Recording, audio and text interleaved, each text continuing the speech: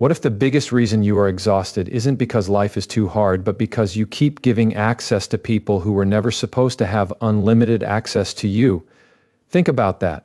Some people don't destroy your life in one dramatic moment. They do it slowly, through small disrespect, through constant criticism, through manipulation disguised as concern, through conversations that leave you questioning yourself, through relationships where you keep giving but somehow you're always the one left empty. And the most dangerous part? You may have convinced yourself that this is what love requires. You may have called it patience. You may have called it loyalty. You may have called it being a good woman. But what if it was actually self-abandonment? Today we're going to uncover 5 types of people that wise women eventually learn to walk away from. And I want you to listen carefully, because one of these people may not look toxic at all. They may be someone you trust, someone you've known for years, someone you have memories with, someone you have defended, someone you have forgiven more times than you can count. That's what makes this difficult. The people who drain you aren't always strangers. Sometimes they're the people closest to you. And by the end of this message, I want you to look at your relationships differently. Not with anger, not with suspicion, but with clarity. Because the goal isn't to teach you how to hate people. The goal is to teach you how to recognize when staying connected is costing you your confidence, your identity, your peace, and your future. Stay until the very end, because the 5th type may be the hardest one to walk away from. And once you understand why, you may finally stop asking, how do I keep this person in my life? And start asking the question that can completely change your life. Who am I becoming by keeping them there? That question may be the beginning of your freedom. There is a particular kind of person a wise woman eventually learns to recognize, and that is the person who only respects her when she is easy to control. At first, this person may not look dangerous. They may look charming. They may look caring. They may even tell you that they love you, but pay attention to what happens when you stop doing exactly what they expect. Because the real test of a relationship isn't how someone treats you when you're giving them everything they want. The real test is how they treat you when you say no. That's where character becomes visible. A person who genuinely respects you can handle your disagreement. They can handle your boundaries. They can handle the fact that you have your own opinions, your own priorities, your own decisions, and your own life. But someone who only respects control will experience your independence as a threat. And suddenly, the language changes. You become selfish. You become difficult. You become cold. You become different. They may say, you weren't like this before. And maybe that's true. Maybe you weren't. Maybe before you were afraid of disappointing people. Maybe you were afraid of being misunderstood. Maybe you thought keeping everyone happy was the same thing as being a good woman. But eventually you discover a painful truth. If keeping someone happy requires you to keep betraying yourself, then the relationship is not healthy. It is simply organized around your self-abandonment. Think about how powerful that realization is. You can be kind without being available all the time. You can be loving without accepting disrespect. You can be generous without constantly rescuing people. You can listen without obeying. You can forgive without reopening the door. And most importantly, you can say no without becoming a bad person. A boundary is not an attack. A boundary is information. It tells another person where your responsibility ends and theirs begins. And healthy people understand that. They may not like every boundary you establish, but they can respect it. Unhealthy people often do something very different. They test it, they negotiate it, they challenge it, they guilt you for it. They make you feel responsible for their emotional reaction to it. And if you give in every time, you teach them something.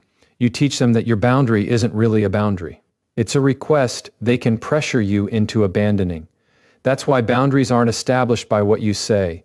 They're established by what you consistently do. You can say, I won't tolerate disrespect. But if someone repeatedly disrespects you and you continue rewarding the behavior with your attention, your time, and your presence, your actions are communicating something different. This isn't about becoming harsh. It's about becoming consistent. Because people learn how to treat you partly through what you repeatedly permit. Now, this doesn't mean you should walk away from every person who disagrees with you. That's not wisdom. That's avoidance. Healthy relationships involve disagreement. Healthy people misunderstand each other sometimes. Healthy people make mistakes. The difference is what happens after the mistake. A respectful person can hear you. They can reflect. They can apologize. They can adjust. A controlling person often turns the conversation into a battle over whether you're even allowed to feel what you feel. That's the warning sign. You're not having a conversation anymore. You're defending your right to have a boundary. And once you find yourself repeatedly defending basic dignity, you have to ask yourself a serious question. Why am I trying so hard to convince someone to respect something that should not require convincing? That's when wisdom begins. Because wisdom isn't simply knowing what is right. Wisdom is having the courage to act on what you know. And sometimes acting on that knowledge means becoming less available. Not angry, not dramatic, just less available. You stop explaining yourself 10 times. You stop responding immediately to every demand. You stop volunteering for responsibilities that were never yours. You stop trying to convince someone who has already decided to misunderstand you. You stop participating in arguments designed to exhaust you rather than understand you. And something interesting happens when you do this. The person who genuinely values you usually adjusts. The person who valued your compliance usually becomes frustrated. That's information. Your boundary becomes a filter. It doesn't push the right people away. It reveals who was only comfortable with you when you were easy to control. And this is why saying no is so powerful. No is a complete sentence, but psychologically, it is also a declaration of identity. It says, I have considered your request and I have decided that it does not align with what I need. You don't have to turn that decision into a courtroom argument. You don't need 20 reasons. You don't need permission. You don't need everyone to agree. A wise woman eventually understands that other people's disappointment is not automatically evidence that she did something wrong. Read that again mentally. Someone being disappointed with your boundary does not mean your boundary is unfair. Someone being angry because you said no does not mean you should say yes. Someone withdrawing affection because you refuse to obey them does not prove that you were wrong. Sometimes it proves that their affection was conditional, and conditional affection can be incredibly confusing. Because when someone rewards your compliance with kindness and punishes your independence with rejection, you can start modifying your behavior just to keep the peace. You become hyper-aware of their moods. You calculate your words. You avoid certain subjects. You hide certain needs. You say yes when you mean no. You smile when you're hurt. You stay quiet when something feels wrong. Eventually, you may look at your life and realize something terrifying. You have become peaceful on the outside by becoming exhausted on the inside. That is not peace. That is suppression. Real peace doesn't require you to disappear. Real peace allows you to exist fully. And that's why a wise woman doesn't ask, how can I keep this person happy? She asks, can we both be ourselves in this relationship without fear? That's a much better question. Because love that requires you to constantly shrink isn't love that is protecting you. It's love that is consuming you. And you have to be careful with people who call your independence disrespect. Sometimes what they actually mean is, I don't like that I can't control you anymore. There is a massive difference. Disrespect is intentionally violating someone's dignity. Independence is making your own choices. Confidence is knowing your value. Boundaries are protecting your limits. None of those things make you cruel. They make you responsible for your own life. And perhaps the hardest part is accepting that some people will leave when you become healthier. Let them. Some relationships are built around a version of you that no longer exists. The moment you stop overgiving, they may disappear. The moment you stop chasing, they may stop calling. The moment you stop tolerating disrespect, they may accuse you of changing. Don't panic. Growth often changes your relationships before it changes your circumstances. When you change the rules by which you participate, the people who benefited from the old rules will notice. That's not necessarily a tragedy. Sometimes it's evidence that the change is working. So if you are listening to this and thinking about someone in your life, don't ask yourself whether they are a terrible person. Ask a more intelligent question. Do they respect me when I disagree with them? Do they respect my no? Can they accept my boundaries without punishing me? Can they handle my independence? Can they love me without controlling me? The answers will tell you more than 1,000 promises ever could. Because character isn't revealed when everything goes your way. Character is revealed when someone doesn't get their way and still chooses respect. That is the standard. And if someone repeatedly proves that they only treat you well when you're obedient, available, quiet, and easy to control, you don't need to become cruel to protect yourself. You simply need to become clear. You can walk away without hatred. You can leave without revenge. You can close the door without slamming it. Because sometimes the most powerful thing a woman can say is not, "I will make you understand." It is simply, "I understand now." And once you understand that respect should not have to be begged for, your entire life begins to change. Stop measuring your worth by how comfortable you make other people. Measure your relationships by how freely you are allowed to be yourself. Because the right people don't need you to become smaller to love you. And the moment someone requires your obedience before they offer you respect, you have already learned everything you need to know. Protect your boundaries, and you protect the woman you are becoming. There is another kind of person a wise woman eventually learns to step away from. And this one can be even more dangerous because they don't always hurt you through obvious cruelty. They hurt you through confusion. They make you question conversations you clearly remember. They make you question your intentions. They make you question your memory. Eventually, they make you question yourself. And when you no longer trust your own judgment, you become much easier to control. That's why one of the most important forms of self-respect is learning to recognize when someone repeatedly destabilizes your sense of reality. Now, disagreement is not manipulation. People can remember situations differently. People can misunderstand each other. People can have different perspectives. That is normal. Healthy communication doesn't require two people to agree about everything. But there is a profound difference between disagreement and deliberate distortion. A disagreement says, "I remember it differently." Manipulation says, "That never happened, and you're crazy for thinking it did." A disagreement invites conversation. Manipulation makes you defend your sanity. And that distinction matters, because when someone repeatedly denies obvious behavior, changes the subject whenever you raise a concern, blames you for their actions, or makes you feel guilty simply for bringing up what happened, you may slowly begin to lose confidence in your own perception. You start thinking, maybe I'm remembering it wrong. Maybe I'm too sensitive. Maybe I should have handled it differently. Maybe I'm the problem. Notice what happened there. The conversation began with their behavior, but somehow it ended with you putting yourself on trial. That's the psychological trap. You entered the conversation looking for understanding, and you left questioning your identity. A wise woman learns to notice that pattern, because confusion is not always evidence that you're complicated. Sometimes confusion is evidence that someone is communicating dishonestly. And this is where you need to become careful, not suspicious of everyone, not paranoid, just observant. Pay attention to patterns. One strange conversation doesn't define a person. One misunderstanding doesn't mean manipulation, but repeated distortion does. If every difficult conversation somehow ends with you apologizing for bringing up their behavior, stop and examine what is happening.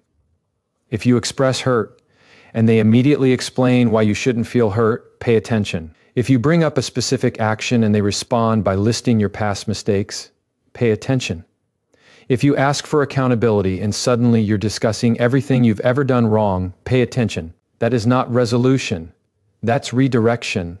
And redirection can be a powerful way to avoid responsibility. Instead of answering the question, they create another question. Instead of addressing the behavior, they attack your character. Instead of saying, "I was wrong," they say, "Well, what about you?" Now you're defending yourself. The original issue disappears. And they walk away without accountability.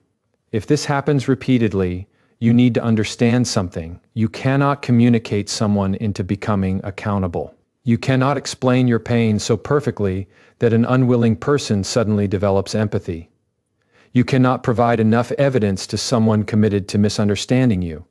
At some point, you have to stop trying to win the argument and start protecting your peace. That's where many intelligent people get stuck.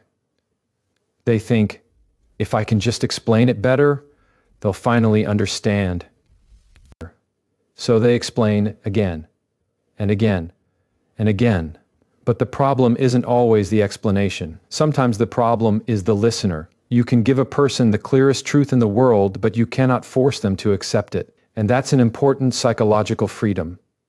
You don't need someone else's agreement for your experience to be valid.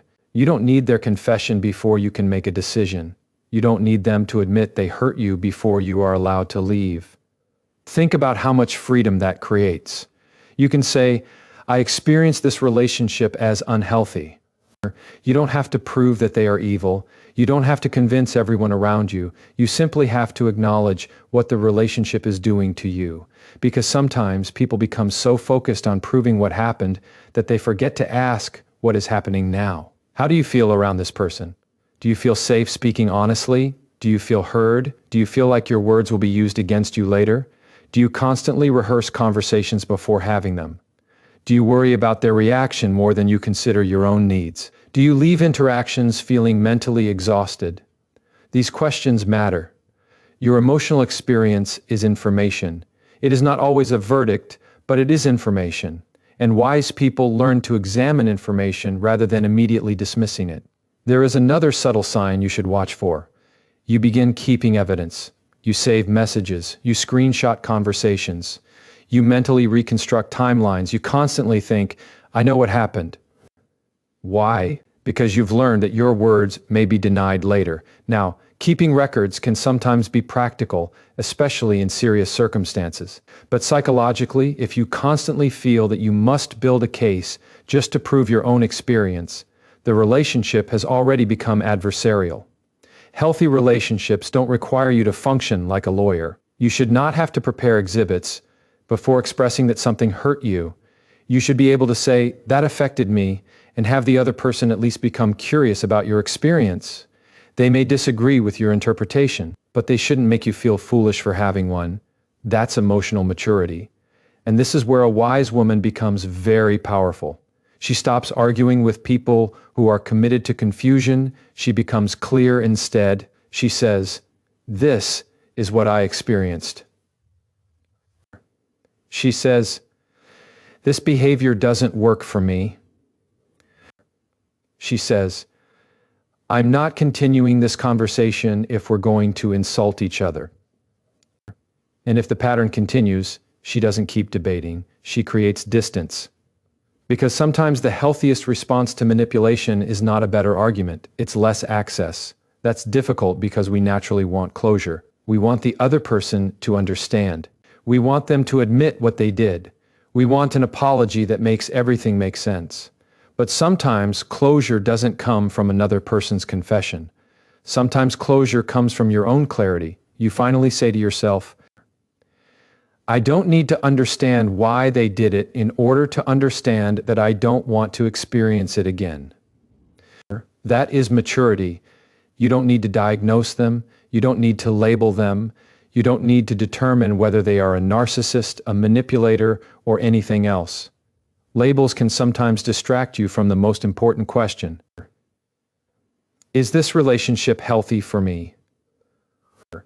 That's the question that matters. Because even if you never understand their motives, you can understand their impact.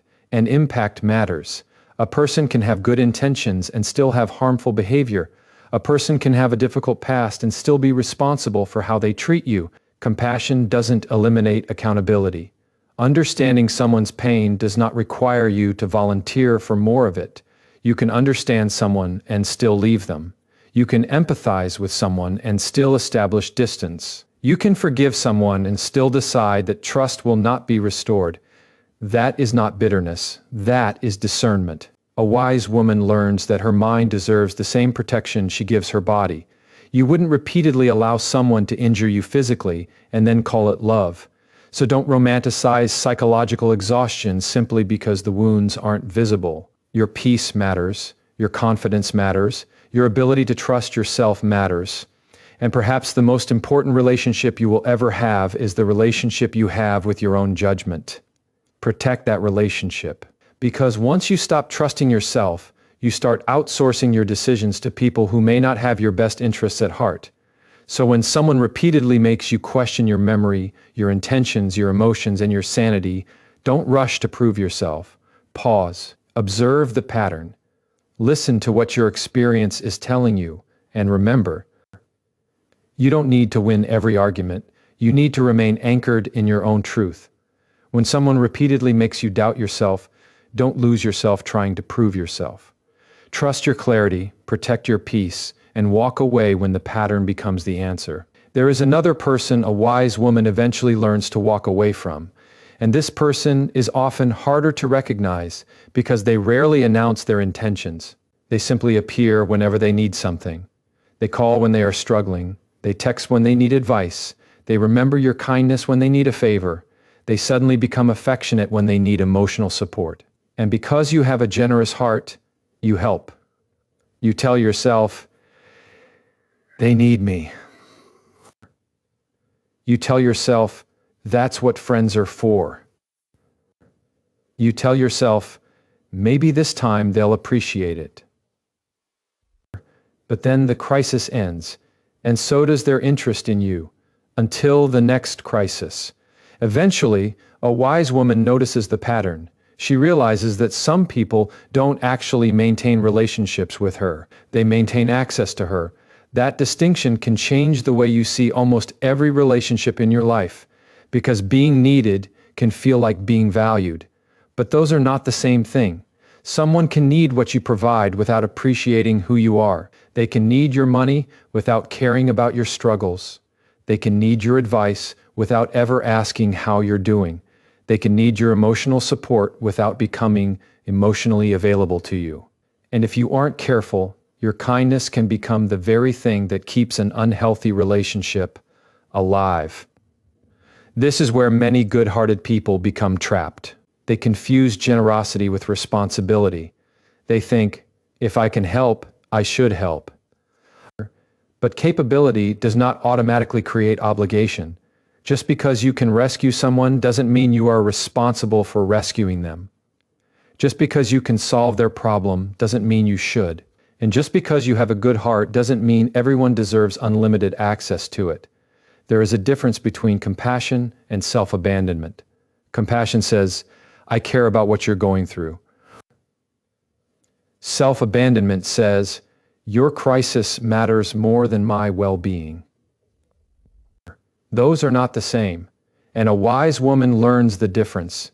She understands that healthy relationships have movement in both directions. Sometimes you carry someone, sometimes they carry you, sometimes you give more, sometimes you receive more. Life isn't perfectly balanced every single day, but over time there should be reciprocity. There should be evidence that both people care, both people listen, both people show up, both people make sacrifices, both people remember. Both people notice. The problem isn't helping someone who needs you. The problem is becoming someone's permanent solution while they remain completely absent from your life. Think about that. If you disappeared for a month, would they notice because they missed you, or would they notice because they needed something? That question can reveal a lot. Sometimes you discover that people know your usefulness better than they know your personality. They know you're reliable. They know you'll answer. They know you'll forgive. They know you'll lend. They know you'll listen. They know you'll make excuses for them. They know you'll show up. But do they know what makes you happy? Do they know what you're struggling with? Do they ask about your dreams? Do they remember what matters to you? Do they celebrate your victories? Do they check on you when there is nothing they need? That is the difference between being valued and being useful. And once you see that difference, you become much more selective with your energy. You stop measuring relationships by how badly someone needs you. You start measuring them by how genuinely they know you. This is especially important for people who have built their identity around being the strong one, the dependable one, the person everyone calls, the person who always has the answer, the person who can handle everything. There is danger in always being the strong one, because eventually people can become so accustomed to your strength that they forget you need support too. And sometimes you teach them this without realizing it. You say, "I'm fine." You say, "Don't worry about me." You solve your own problems. You rarely ask for anything. You become so independent that people assume you don't need anyone. But independence doesn't mean you don't need connection.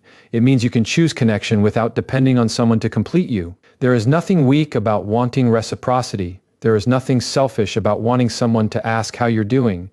There is nothing unreasonable about expecting the same consideration you regularly give. And if someone disappears the moment you stop providing, don't chase them. Observe them. Your absence can reveal what your presence was hiding. When you stop initiating, who reaches out? When you stop solving problems, who still wants to talk? When you stop offering favors, who remains? When you become less available, who still values the relationship? These are not games, they are observations. And observation is one of the most powerful tools a wise person possesses. You don't have to manipulate someone to discover their intentions. You don't have to test them. You don't have to create fake emergencies. Just stop overfunctioning. Let the relationship breathe. If you've been doing 90% of the emotional work, step back.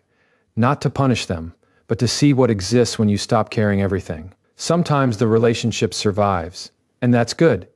Maybe the other person simply needed the opportunity to step forward. But sometimes the relationship collapses immediately, and that can hurt. Because when you realize someone was only present because you were doing all the work, you may feel betrayed.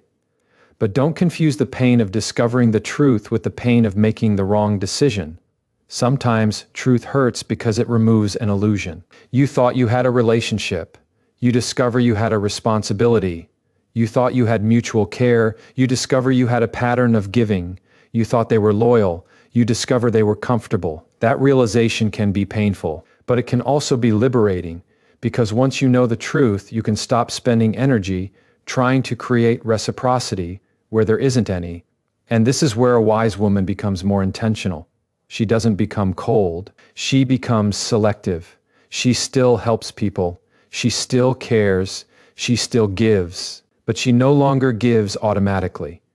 She asks herself, is this person capable of meeting me halfway? Do they respect my time? Do they appreciate what I give? Do they show up when I need them? Is this relationship nourishing both of us? These questions don't make you selfish. They make you conscious, because your energy is finite. Every yes has a hidden no attached to it. When you say yes to another person's endless demands, you may be saying no to your own rest. When you say yes to solving every crisis, you may be saying no to your own priorities. When you say yes to carrying someone else's responsibilities, you may be saying no to your own growth. And eventually, resentment begins to appear. This is why resentment is sometimes useful information. It can indicate that you've been giving beyond your capacity without communicating your limits. Instead of blaming yourself for feeling resentful, examine the pattern. Where did you keep saying yes when you wanted to say no? Where did you take responsibility for something that belonged to someone else? Where did you confuse being needed with being loved? That is where your growth may be waiting. Because a wise woman doesn't just walk away from exploitative people, she also stops participating in her own exploitation. That's the deeper lesson. You can blame someone for taking advantage of your generosity, but eventually you have to ask yourself why they had unlimited access to it. The goal isn't guilt. The goal is awareness. You are allowed to change the terms. You are allowed to say, I can't do that. You are allowed to say, I don't have the capacity. You are allowed to say, you'll need to handle this yourself. And you are allowed to watch someone become disappointed without rushing to fix their disappointment. Their feelings are theirs. Your boundaries are yours. Both can exist at the same time. Someone can be disappointed in your decision, and your decision can still be correct. Someone can think you're selfish, and you can still be acting responsibly. Someone can stop talking to you because you stopped giving them what they wanted. And you can still sleep peacefully that night, because the goal of a healthy life is not to be useful to everyone. It is to be aligned with your values. Give because you genuinely choose to give. Help because you genuinely have the capacity to help. Love because you genuinely want to love. But don't turn your kindness into a contract that requires you to abandon yourself. The people who truly value you will not disappear when you stop rescuing them. They will remain because they value your presence, not merely your services. And that is the relationship worth protecting. So if someone only remembers you when they need something, don't become bitter. Become observant. If they only call when they need advice, notice it. If they only show affection when they want a favor, notice it. If they disappear when you need support, notice it. You don't need revenge, you need clarity. Because sometimes the strongest boundary isn't saying, you can never ask me for anything again. Sometimes it is simply deciding that you will no longer confuse someone's need for you with their love for you. Your kindness is a gift, not a debt. And the moment you stop giving from guilt, you become free to give from genuine choice. There is another person a wise woman eventually learns to create distance from. And this person can be especially difficult to recognize because they don't always look like an enemy. Sometimes they are a friend, sometimes they are a relative. Sometimes they are someone you've known for years. Sometimes they are the person who claims to know you better than anyone else. But there is one thing that separates a healthy relationship from a destructive one. A healthy person can celebrate your growth without feeling diminished by it. An insecure person may experience your growth as a threat, and that threat doesn't always appear as obvious jealousy. Sometimes it appears as a joke.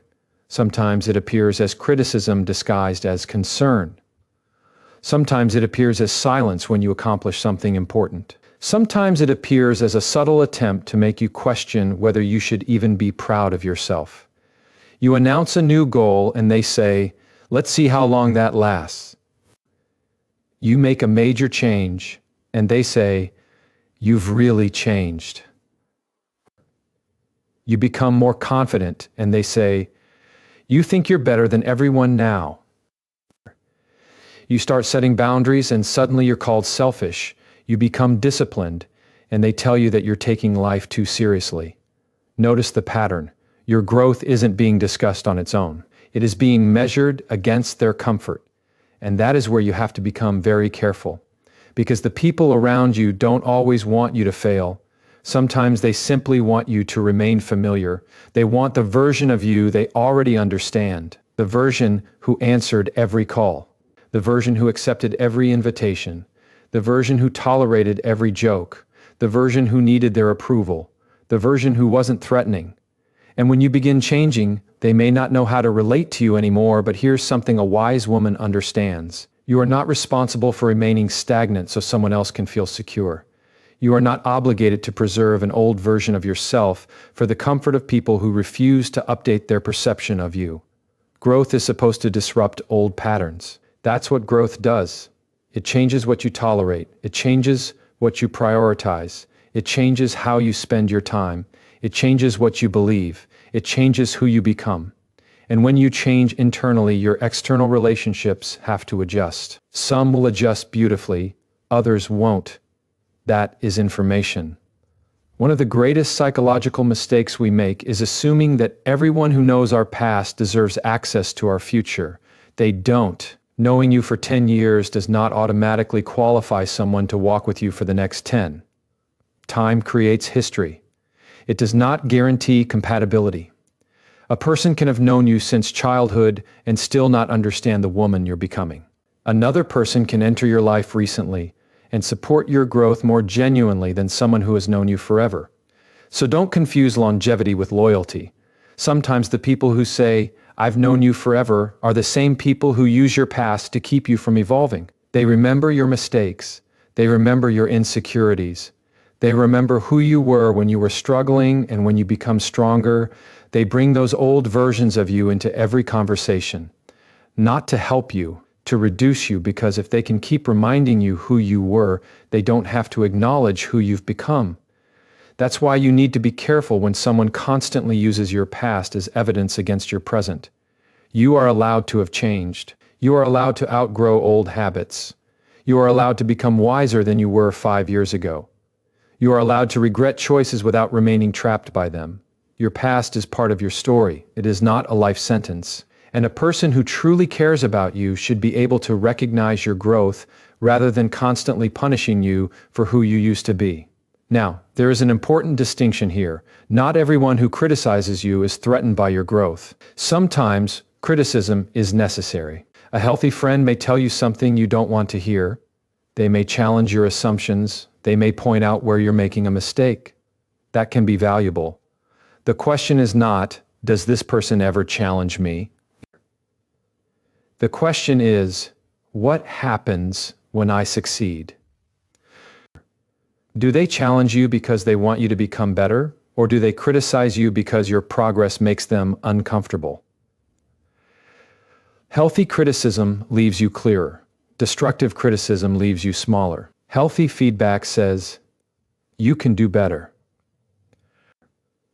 Destructive criticism says, who do you think you are? Healthy feedback focuses on behavior. Destructive criticism attacks identity. That difference matters. Because if someone constantly makes you feel ashamed for wanting more from your life, you need to examine the relationship. Wanting more isn't arrogance. Wanting peace isn't weakness. Wanting financial stability isn't greed. Wanting healthy relationships isn't unrealistic. Wanting to improve yourself isn't an insult to people who aren't improving. Your growth does not require anyone else's permission. And perhaps the most uncomfortable truth is that sometimes your success will reveal the emotional limitations of people around you. When you struggle, everyone can feel equal. When you succeed, comparison enters the room. Your progress can unintentionally force someone to confront the places where they have remained stuck. And instead of dealing with themselves, they may try to make you feel guilty for moving forward. Don't accept that responsibility. You cannot heal someone's insecurity by becoming less successful. You cannot make someone feel valuable by pretending you are less valuable. You cannot create equality by intentionally shrinking yourself. That's not humility. That's self-erasure. True humility is not thinking less of yourself. It is simply not needing to think you're better than someone else. You can be proud of your growth without believing you're superior. You can celebrate your accomplishments without humiliating anyone. You can become confident without becoming arrogant. And you can walk away from people who continually punish you for becoming stronger. Sometimes the healthiest response to someone who resists your growth is not confrontation. It's distance. You don't need to announce every goal. You don't need to share every dream. You don't need to explain every decision. Privacy can become a powerful form of protection. Not everyone needs a front row seat to your transformation. Some people should hear about your success after it has already happened. Not because you're trying to hide, because you're learning discernment. When you're building something fragile, you don't hand it to everyone and ask them to squeeze it. You protect it. Your confidence can be fragile while it is developing. Your new habits can be fragile. Your new identity can be fragile. And constantly exposing those things to people who mock or undermine them can make growth harder. So sometimes you need to grow quietly. Let your actions speak later. Let your results explain what your arguments never could. You don't need to convince someone that you're changing. Change. You don't need to convince someone that you're becoming stronger. Become stronger. You don't need to prove that your boundaries are reasonable. Live them. Eventually, your life will communicate what your words could not. And if someone walks away because you stop being the version of yourself they preferred, let them go. It may hurt. Of course it may hurt. But pain doesn't automatically mean you made the wrong decision. Sometimes pain is simply the emotional cost of leaving an old identity behind. There will be moments when you miss the old relationship. There will be moments when you question yourself. There will be moments when you wonder if you should go back to being who you were. Remember why you changed. Remember the exhaustion. Remember the compromises. Remember how often you abandoned your own needs just to keep someone else comfortable. Growth becomes easier when you stop romanticizing the version of yourself that survived what you're now trying to outgrow. And this is where a wise woman becomes very intentional about her circle. She chooses people who don't compete with her growth. She chooses people who can celebrate without comparing. She chooses people who can say, "I'm proud of you," without secretly thinking, "Why isn't that me?" She chooses people who challenge her with love rather than diminish her with insecurity.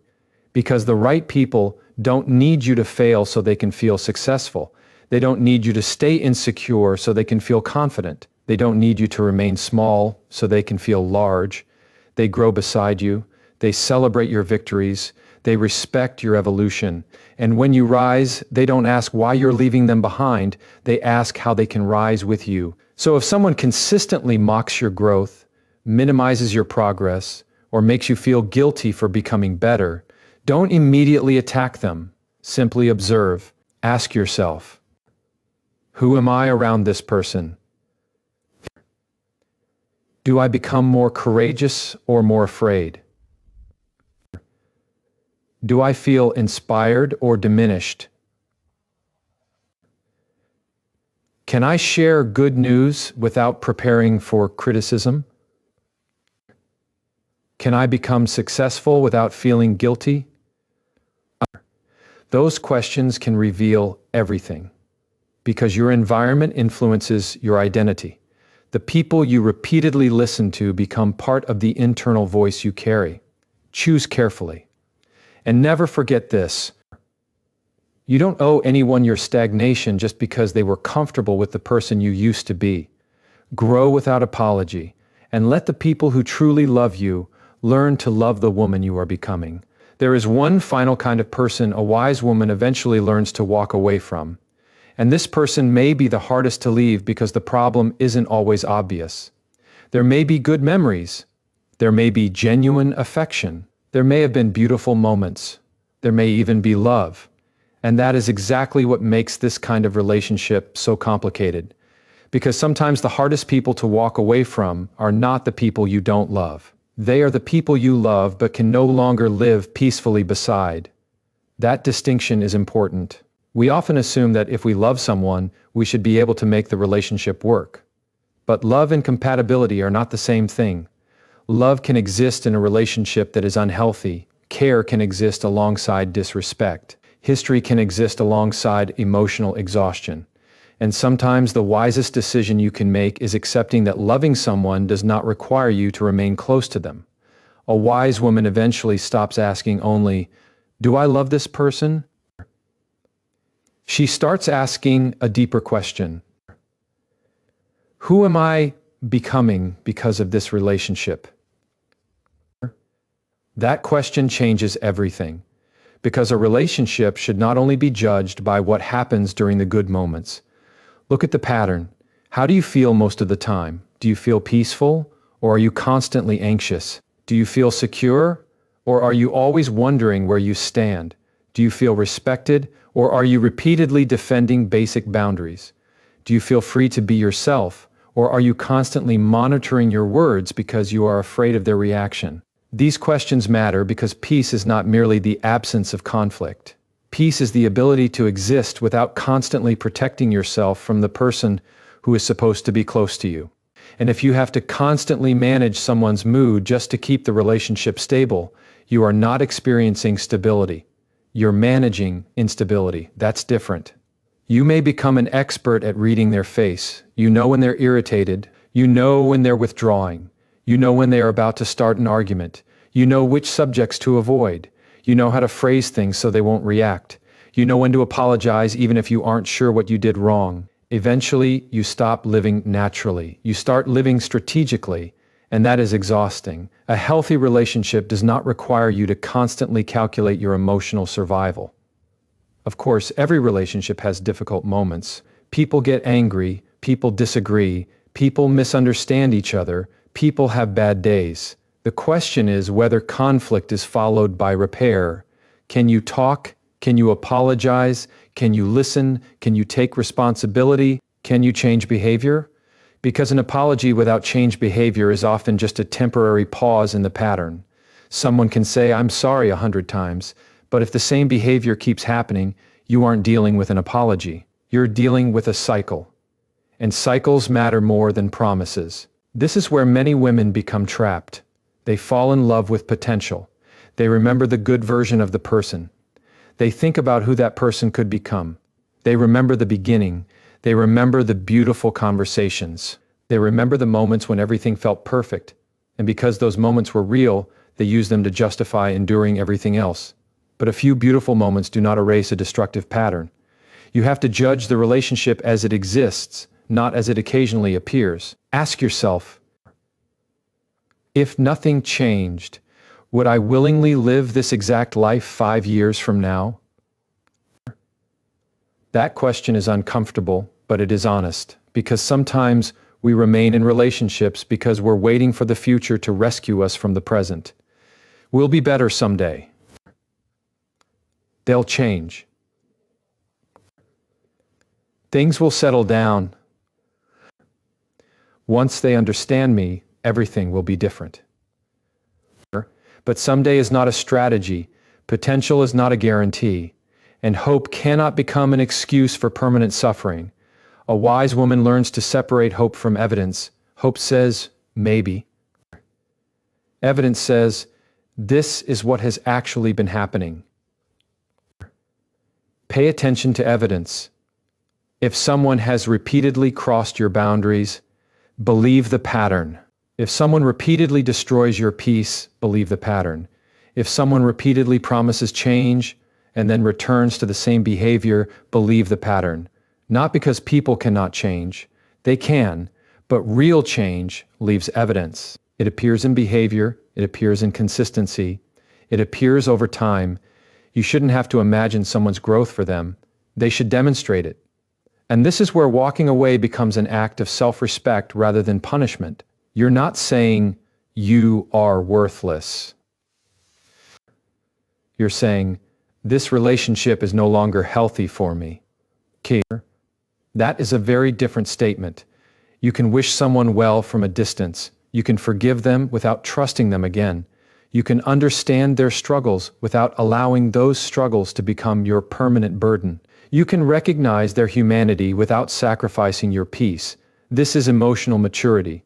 And emotional maturity also means understanding that not every ending requires hatred. Some relationships simply reach their limit. Some people belong in your memories but not in your future. Some connections were valuable for a season but become unhealthy when you try to force them to continue indefinitely. That's not failure. That's life. There is a strange pressure in society to preserve relationships at all costs. We are told to forgive. We are told to be patient. We are told to give people another chance, but rarely are we taught to ask whether another chance is actually producing another result. A second chance makes sense when there is accountability. A third chance makes sense when there is meaningful change. But endless chances without consequences can become permission. And you are not required to keep giving access to someone simply because they keep asking for it. Your life is not a rehabilitation center for people who refuse to take responsibility for themselves. You can care without carrying. You can love without losing yourself. You can forgive without returning.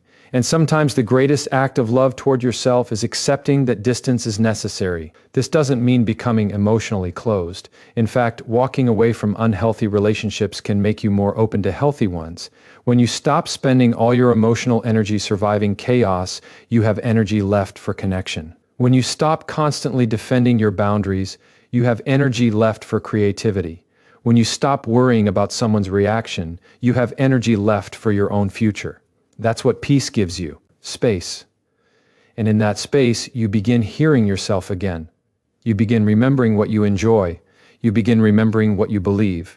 You begin making decisions without consulting someone else's mood. You begin sleeping better, thinking more clearly, living more honestly, And perhaps most importantly, you begin trusting yourself again. That's why peace is not something you should dismiss as a luxury. Peace is a foundation. Without it, everything becomes harder. Your decisions become clouded. Your confidence weakens. Your attention becomes scattered. Your future becomes secondary to managing the present. A wise woman protects her peace because she understands that her life is built from the condition of her mind. If your environment constantly produces fear, confusion, resentment, and exhaustion, eventually those emotions begin shaping your identity. You start believing chaos is normal. You start believing love must hurt. You start believing relationships require constant sacrifice. You start believing peace is boring because you've become addicted to emotional intensity. But peace is not boring. Peace is unfamiliar when you've spent too long in chaos. And unfamiliar doesn't mean wrong. Sometimes calm feels uncomfortable simply because you haven't experienced enough of it. So if you are currently surrounded by someone who repeatedly destroys your peace, don't immediately ask how you can change them. Ask what you can change about your access to them. Maybe you need a boundary. Maybe you need distance. Maybe you need to stop engaging in certain conversations. Maybe you need to leave the relationship entirely. The answer will be different for every situation. But the principle remains the same. Your peace deserves consideration. And if you continually have to sacrifice your dignity to preserve a relationship, then preserving the relationship is no longer preserving something valuable.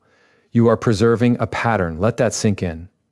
A wise woman doesn't walk away because she is incapable of love. She walks away because she has finally learned that love without respect becomes painful attachment. She walks away because she understands that history is not a contract. She walks away because she refuses to spend her future paying for someone else's refusal to change. She walks away because she has learned the difference between loneliness and peace. And sometimes she would rather be alone temporarily than remain connected permanently to something that destroys her sense of self. That is not weakness. That is discernment. So if there is someone in your life who repeatedly takes your peace, don't rush to hate them. Don't obsess over proving them wrong. Don't waste your remaining energy seeking revenge. Simply become clear. Ask yourself what this relationship is costing you. Ask yourself who you are becoming around this person. Ask yourself whether the relationship is helping you grow or forcing you to survive. And then have the courage to act on the answer. Because sometimes walking away isn't the end of love. Sometimes it is the beginning of self-respect. Never sacrifice your inner peace just to maintain an outer relationship. The moment you choose yourself without hatred, you reclaim your life.